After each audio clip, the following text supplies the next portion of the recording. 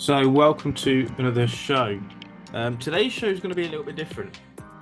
This is the start of episodes that don't necessarily have guests, but that we do discuss a specific topic.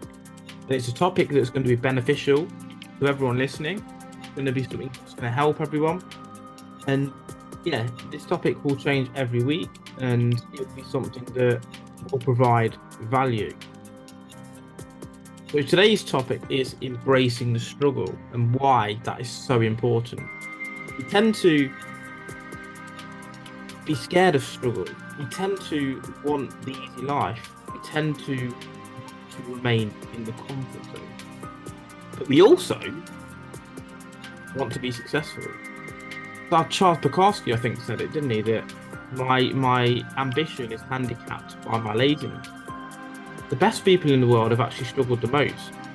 They've struggled the most, they've developed the most, and they've achieved the most. Why then are you so scared to struggle? Or why are we so scared to struggle? The thing is, your future self will benefit from your struggle today. Your struggle of going to the gym today, starting that business today, benefit you. You benefit your future self. I mean, some of the bad things that you've done in the past, you're still reaping the benefits. The issue with now, let's say, you're paying off debts that you have accumulated from past bad behaviors. So, what can you do today that's difficult that will reap you rewards in the future? A comfortable life now, it seems, will provide a hard life later on. I mean, it was never going to be easy. It was never ever going to be easy. Life is not about being easy.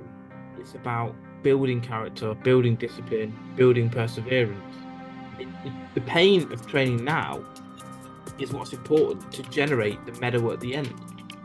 The pain and struggle of writing the book now will provide the benefit of having the book sales and getting yourself known later on.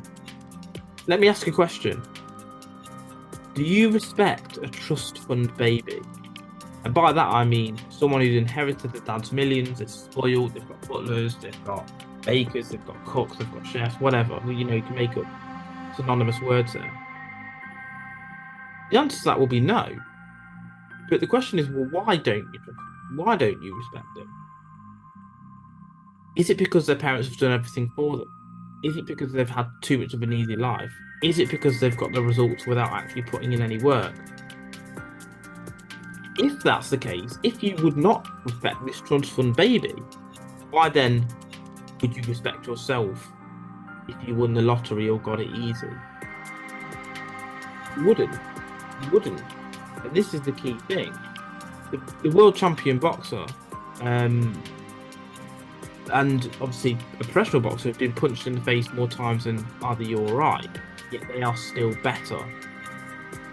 And this is, again, a key. You know, we need to go through this pain to actually develop and get better. We can't just have the results without that enduring pain. The other part is, actually, you think no one else is struggling. Socrates says this amazingly well. Be kind because everyone else is fighting a hard battle.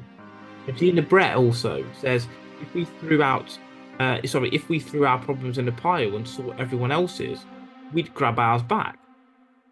I mean, that's a real good way to think about it. Other people have got just as hard, if not harder, lives and struggles than you. But you complain about yours. The struggles that you're going through now are things that you wished for in the past. You're struggling to pay your mortgage, yet you wished for your house. Everyone is struggling in some way, shape, or form. It's just the type of struggle will be different. Very marginal. Franklin P. Jones also said this, you know, we are scared to struggle, and he says bravery is being the only one who knows you're afraid. We should be so good at masking our fears and moving forward with it that no one else knows and can see that we're afraid. And that's what comes down to actually the struggle and embracing that. We should embrace it in such a way that people don't even consider us to be frightened of it, consider us to be scared of it, and consider us to be trying to avoid it in any way, shape, or form. Don't choose the safe option. You can't have upside reward without downside risk. We all know of the risk reward ratio, and it actually absolutely exists. When we go through these battles, when we go through these wars, it keeps us strong, it keeps us on our toes, and it develops us. It never ends. We're never going to get to a point where we can just chill and drink beers on the beach forever. We do need these struggles. We do need development. We do need character building exercise.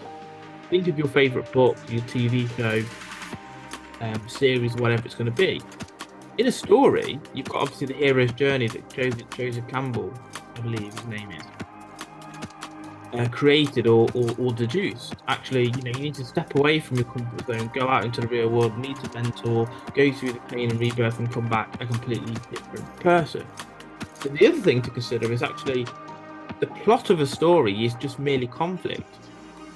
The Lord of the Rings, they go and destroy the ring, and they go through these challenges along the way, whether it's the spider, whether it's the wars, whether it's the battles, whether it's Gollum, for example. Is what makes it interesting.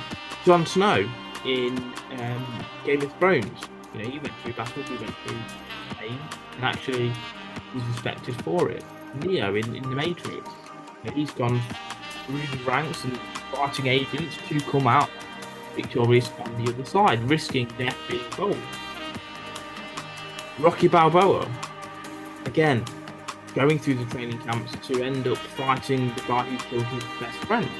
That takes guts, that takes struggle, that takes perseverance. So, can you be the hero? Can you develop your own persona?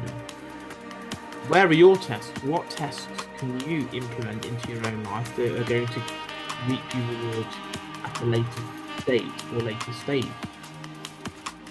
The best people in history went through the toughest task, and that's why they are remembered forever. They leave legacy, they leave a name that endures. Your name dies when the last person speaks it, and actually, will your immediate family after you die then forget you? Or they will be the last people to talk about you, or will your name remain Muhammad Ali, Jesus Christ? If that's what you want, you need to create a life that is worth living. Don't be scared of failure. And don't be scared to lose more than you want to win. This is a hindrance. This is folly. Spoiled children, when they get where they want, again, we don't respect them. And why is that? Because they get what they want all of the time, and they never realise and understand patience. They don't understand the value of money. I used to know people who had really rich parents, and they were bought Ferraris and Audis and BMWs, brand new, not even second hand, brand new, at a young age. And actually, will that person really understand the real value of that? Probably not. The value comes from understanding the other end of the scale, the yin, the yang. There is a huge perspective change within you when you go through a struggle. I mean, you can think about one now to yourself.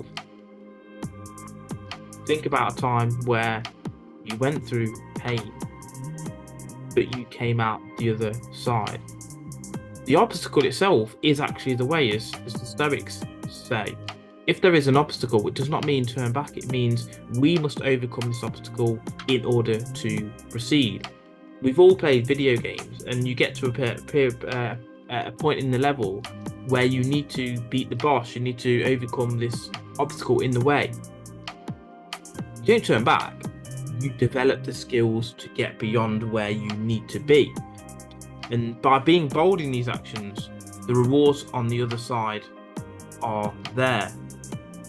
Hades and the story of Hades with the boulder being pushed uphill.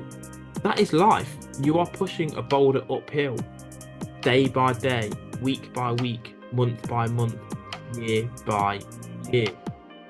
It doesn't stop you though from continuing to do so. If you stop, the gravity on the boulder will crush you.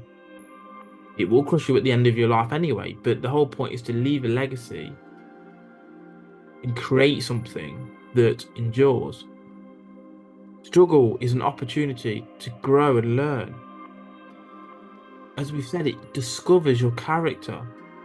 You discover what you like and what you don't like. David Goggins obviously does this, where he doesn't like running, yet he runs over and over again. And when we do this, we achieve meaningful goals, ones that will endure. We also can create empathy in others, in respect of we understand what other people have gone through to get where they need to go. See these armchair warriors saying these professional athletes are terrible, these professional footballers are terrible, yet they can't run half a mile down the road without being out of breath. It's very easy to discredit others, yet when you were to go, if you were to go through what they have been through to get where they needed to go, you would not be able to do it. So appreciate success, appreciate the results people have got, but also appreciate what they have gone through. And if you want to be the best at something, you need to go through the pain. To become the best at speaking to girls, you need to speak and be rejected by many girls. In sales, you need to have rejection. The best salesmen have been rejected the most times, yet it comes, they deal with it like water off a duck's back. Struggle itself is essential, and it's part of the human experience that we all go through. And look, let's encourage it, because it will ultimately lead to a more fulfilling life for you. So that's the end of today's episode on struggle, and there will be another episode next week. And make sure you are embracing You need the the right struggle. tools to make.